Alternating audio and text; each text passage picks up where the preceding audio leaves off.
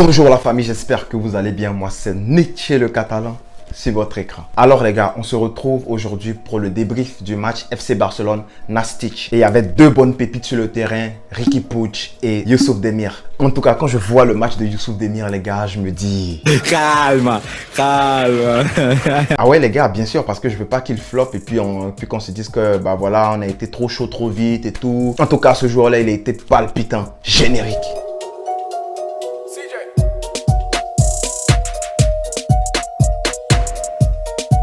Alors les gars, je l'avais dit en match preview, le score il m'importe peu. Ça, on en avait déjà parlé. Il faut noter les gars, le retour du public pour voir le match du Barça Elite, du Barça A. Il faut voir que les gars du Barça B, ils avaient déjà le public. Donc ça a dû franchement faire du bien aux gars de retrouver le public durant ce match. Alors un fait qu'on doit noter lors du match, c'est le carton rouge. En tout cas, le carton rouge pour moi. Je pense que le carton rouge, il a vraiment bousillé le match parce que c'était un match test. C'était un match de préparation. On voulait voir notre équipe contre une opposition, contre une vraie opposition en fait. Mais là, terminer la rencontre à 10 contre le FC Barcelone et avec les jeunes qui étaient vraiment pimpants. C'est vraiment difficile pour nous de juger, de jauger la performance des gars. Mais bon, on sera obligé de les juger par rapport à la performance qu'ils ont donné contre les 10 joueurs de Nastic. Alors en premier mi-temps, joueur top, XXL performance, c'est Riqui Puig. Il n'y a rien à dire. Riqui Puig, c'était le maître à jouer. C'était le leader technique. C'était le gars qui prenait plus de risques. Mais bon, il y a eu un gros problème lorsqu'il a essayé de faire la passe à ras de terre. En fait, au lieu de tenter une transversale, il a fait une passe à ras de terre pour essayer de traverser toute la largeur du terrain. Malheureusement, ça a été coupé par l'attaquant de Nastic. Après ça, on voit que Riqui Puig, il court comme un fou, comme un malade. Il se tape un run de malade pour essayer de rattraper son erreur. Et bon, il y a un bon pressing de Umtiti et de Pjanic et de lui-même Riqui Puig pour récupérer le ballon. Donc, plus de peur que de mal. Je pense que c'est pas sur Piqué qu'on devrait compter lorsqu'il y a une contre-attaque comme ça. Donc, Riqui Puig, à part cette bourde-là, Riqui Puig, première mi-temps, maître à jouer, très bon joueur, très bonne performance pour moi. C'est le meilleur joueur sur le terrain. Les gars, on a eu chaud avec Sergi Roberto qui a failli marquer 2 buts.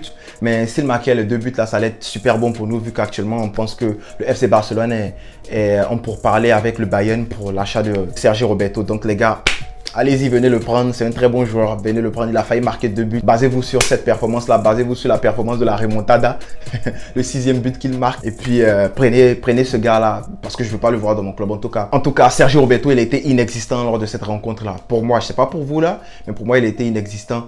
Il a essayé de marquer, il s'est projeté dans le box, c'est vrai, mais dans le jeu... C'est nul, Sergi Roberto. Du côté du latéral gauche, très percutant. Je l'avais dit que déjà, Baldé, c'est un petit qui peut créer balle au pied et puis qui peut prendre la profondeur sans problème. Donc, il a montré aujourd'hui, il avait beaucoup confiance en lui. Il a essayé des choses, il a essayé des centres. Je le trouvais très percutant, très véloce, très rapide. De l'autre côté, Dest, qui est parfait. Pied gauche, pied droit. Le petit sait très bien dribbler. J'ai vu cette percée là avec le pied gauche. J'étais vraiment satisfait en tout cas. Nos deux latéraux, ils étaient bons. Alors en deuxième mi-temps, Koeman et Schreuder ont testé la Juvénile A plus le Barça B. C'est la composition qu'ils nous ont donné, hein, les gars. Juvénile A plus Barça B. Et le maître à jouer de cette formation là, c'était nul d'autre que Gavi. C'est-à-dire que il y avait les gars comme Pjanic qui étaient sur le terrain. Il y avait Sergi Roberto qui jouait au milieu. Mais les petits là, ils occupaient le milieu de terrain. C'est-à-dire qu'ils bousculaient. Pjanic, il bousculait. Sergi Roberto. Je ne cesse de parler de Gavi. Et vous voyez pourquoi je parle de lui. Je pense que ce petit-là, il sera très bon pour le futur. Pour maintenant, il pourrait gratter peut-être quelques minutes, mais peut-être pour le futur, Gavi, à ne pas oublier. On voit 3 buts de Reymana. Je ne vais pas m'attarder sur les buts, mais il y a un but en particulier que je voudrais m'attarder là-dessus. C'est-à-dire qu'il est dos au but, il a un défenseur derrière lui. Il se permet de tourner sur son pied droit, puis il allume le premier poteau lucarne en fait du gardien. Ça sent que c'est un petit qui a la rage. Et son autre but qui marque avec la poitrine, c'est le but qui montre qu'il est en confiance. Tu sens que le petit, à 24 ans, il veut prouver, il veut avoir sa chance au FC Barcelone Elite. Donc moi je me dis pourquoi pas lui donner la place d'une doublure cette année, la doublure de notre 9. Je pense que il pourrait apporter quelque chose. Donc je vais finir avec Youssouf Demir. Youssouf Demir, c'est une pépite, je comprends pourquoi. Je comprends pourquoi on allait le chercher en Autriche. Je comprends pourquoi Koeman parlait de lui en bien comme ça. Je comprends pourquoi la presse s'enflamme. Youssouf Demir, énorme talent. Il donne le plaisir lorsqu'il est sur le terrain. Il a un toucher de balle, il a une finesse pas possible.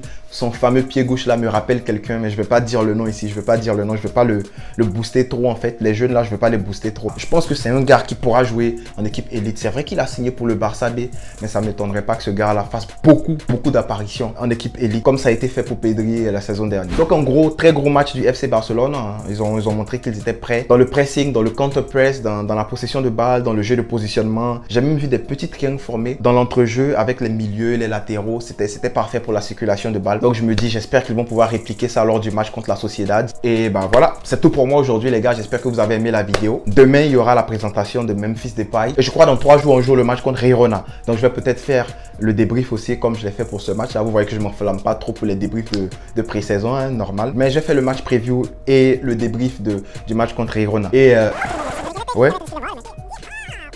Ok. Les gars, message de la CIA. Abonnez-vous. Et puis activez la cloche de notification. Je vous le répète, faites-le, c'est gratuit. C'est bon? Je crois qu'ils ont compris là. Ok, donc les gars, merci d'avoir regardé cette vidéo et puis on se dit à bientôt. Si vous avez aimé ma vidéo, pouce bleu, merci pour le soutien. Pesca, El Barça.